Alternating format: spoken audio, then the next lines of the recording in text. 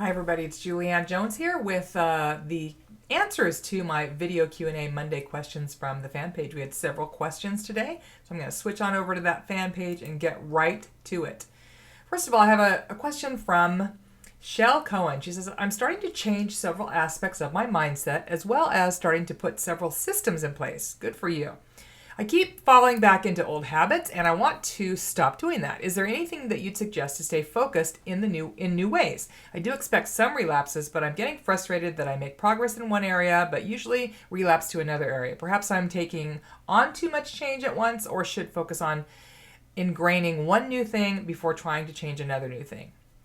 Great. Thanks in advance. Absolutely great question, Shell. I love that. First of all, I recommend, that you there's a process to make implementing changes, especially when it comes to business, but really in any area of your life. This is one of the things that I tell the folks in my direct sales success blueprint or accelerator coaching program is the idea is for you to learn a concept or learn something new, make a change, and then take the time to implement that in your business, get it solidified before you move on to something new. If you're constantly learning and adding new things without actually taking the time to implement them, you're never going to really see any real change. There are people who are sort of addicted to education, but they never actually take action, and they're the ones who don't see change. So I would recommend that you look at, okay, so this month I'm going to look at my party and making changes there, or I'm going to look at my booking process or my host coaching process or how to recruit, and really work through each one of those processes and implement what you're learning, get all the education you can, and then go from there. That's one thing. If you're talking about mindset, and you did say that you've been changing your mindset as well, I'm a big believer in using affirmations, or what my friend Dana Wilde calls mantras. And those are just statements in the present tense about something that you're hoping to have in the future. So for instance, if you're lacking bookings and you're frustrated with that, one of the mantras that I love is I am a booking magnet, or people love to book parties with me, or I have more bookings than I know what to do with. I know there are a few people who posted questions about bookings. That's a great one. Start with that mantra. Okay, or I'm working with a team of people who are exciting and motivated and self-starters and hard workers, and I love every minute I spend with my team. So an affirmation, or even several of them written out that you read out loud, even if they aren't true yet or you don't necessarily believe them yet, can start moving your energy and your mindset and your focus into that positive realm where it will be more likely to stay. So that's my best advice. Great questions, and I hope that you come back and ask more questions next time, because I don't think I've remembered seeing your name before. So thanks for the question, Shell. Melinda Dixon, Condi Dixon. What is the best way to respond to consultants from other teams in your company who reach out to you with questions on Facebook instead of their upline? I don't want to come across as rude, but it's not the best use of my time or necessarily fair to be their resource for answers. Thanks as always, Julianne. Yeah, that's a really tough question. I think it's important depending on, a lot of it I think depends on your company's, thoughts and processes around that. I know that some companies actually encourage, team members to open up live meetings to people outside of their team. And that's, definitely something that you can do. But if you're spending time actually answering one-on-one questions for people that are not in your downline, that are just in your company, I think you have to ask yourself if that's really the best use of your time, like you said. And I don't think there's anything wrong with saying, no, I'm not going to be able to accommodate you there. That's certainly owning your own power. It's what you can and can't do. Maybe if you're somebody who has a really great process that a lot of people want to know about, for instance, for doing a party, maybe create, a video like this, or, a quick bullet point sheet about what you do so that everybody can have access to that. But I don't think it's fair for someone from another person's team who is not in your direct downline in any way, shape, or form. And I'm talking about not someone who's, maybe in your downline's downline, because that is still somewhat connected to you, but you're talking about people from totally different teams. I don't think it's fair for them to expect you to mentor them and give them your time and energy. You have enough to deal with your own team. And so very gently and politely and kindly redirect them back to either your home office resources, because I'm sure there are some, or to their own upline. But don't feel guilty about that, and don't feel like it's your responsibility, because it isn't. Next question, Jessica Covey Wanamaker. What's a great way to remember your schedule for follow-up calls? I do well at following up, but I never seem to do it on schedule, on time, or when I originally planned to.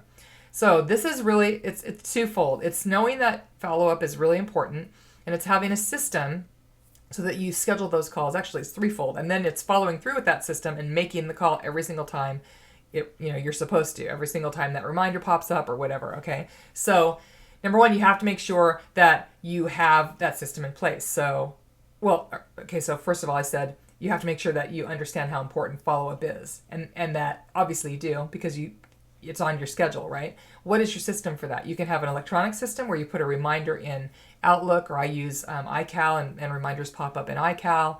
You can have a paper calendar where you actually write down to follow up on the day that you're supposed to, so that when you open your calendar, you see that. It has to be something that reminds you, though, either visual, auditory, or both. I love the electronic world because things ding and they get my attention. I'm an auditory person, so I hear that there's a reminder and then I go read it. Whatever it is, it has to pop up and remind you every time. Now that means you have to maintain it. And if you say you're going to call someone, you have to go to your calendar right then and there, whether it's electronic or paper, and make a note of that so that the reminder is in place. And then the third piece of it is when the reminder pops up, if you're tempted to say, yeah, I'm not going to call that person, I don't have time today, or something else came up, or it's not that important, you have to stop and ask yourself, okay, what is it going to cost me if I don't make that call? If it's someone who's a potential party, that could cost you more bookings, recruit leads, and sales. So is it really worth putting that off? If it's someone who's a recruiting lead, that could be your next superstar on your team. So you have to do a little bit of self-coaching. And when you're tempted to blow off that follow-up call, stop and ask yourself, how important is this to me? Why did I make the note in the first place? And what's it going to cost me if I don't do this? And then hopefully you'll make the call. Okay, so there you go. That's my 3-step system. Know why follow-up is important. Have a system so that you're reminded every single time. And then find a way to make yourself understand the importance of that call, and then make the call every time. I have a great program called Get Organized and Take Back Your Life, and there's a whole system, a whole training on setting up your follow-up system and exactly how that works and my philosophy around that and all that. So I'll put a link below the video to that Get Organized and Take Back Your Life program in case you're interested. Phoebe Adams, what do you think about vendor events, and what tips do you have for going to one? Thanks. Vendor events I think are great, especially this time of year. There are a lot of county fairs and street fairs and farmers markets and places where you can have a booth. I think there are some really important steps for making sure that you're being effective during your booth. My friend Deb Bixler has a whole training around this that I saw years ago that I was so impressed with, and I love her tips. And just a few of those things, basically, that she's all about making sure that you're in front of that booth, engaging people, and taking advantage of the opportunity to be in front of as many people as possible. Don't sit behind your booth and wait for someone to approach you, basically. But what I'm going to do, I wrote a blog post about this a couple of years ago that has been really, really popular. So I'll post the link to that blog post for you, Phoebe, and you can read the post. And there are several bullet points in that post that are going to give you some tips for having a successful vendor event. It's really important that if you're going to make an investment in this, that you're using that booth as effectively as possible, because sometimes they're quite expensive to book. Finally, Elise Sauber, what's the best way to get bookings when I've already exhausted everyone I know? Should I post in buy, sell, trade Facebook groups, or is that tacky? I've seen others do this, but I don't know if it's effective. Any other ideas? So this is the question I get more often than anything else in the world, Elise. How do I get bookings? What do I do when I've exhausted everybody else and I don't know where to turn? So there are several things you can do. And again, I'm going to post a link to one of my most popular blog posts called Getting Bookings When You're New in Town, but it has all kinds of great tips for how to get bookings all the time. And those tips apply whether you're new in town or not. For me, I recommend that you think outside of your warm market or your hot market or the people that you know. A lot of times they're the least likely to support you. So who do you know in your everyday life who might be willing to book a party for you? The clerk at your grocery store, the secretary at your kid's school, the person who does cuts your hair, or the receptionist at the pediatrician, somebody that you know who knows you by face, if not by name, who might be willing to say, yeah, I'd love to do that.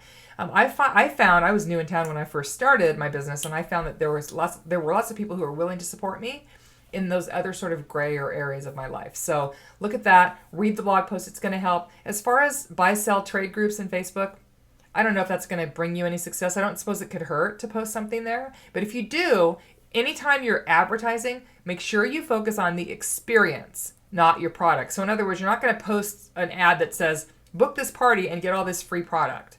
because that's not generally as compelling as, don't you need a girls' night out? Let me come spoil you and your friends at no charge to you.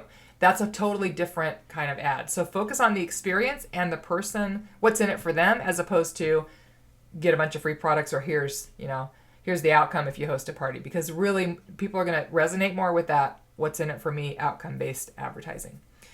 Great questions today. Thanks so much to you all. If you're watching this and you didn't submit a question, come back next Monday for a video Q&A next Monday, and I will answer your question in this format, just like I did this week. Thanks very much, everyone. Below this video, you're going to find all the links to connect with me on in the social media realm. Make sure that we're connected, that you've liked my fan page, that you followed me on Facebook if you want, that we're connected through this YouTube channel if you're watching this on YouTube, and all the other places that you're on my mailing list. They're all below this video, so just take a second, click on those links, and I can't wait to connect with you out there in the social media realm. Go out and create a fabulous day.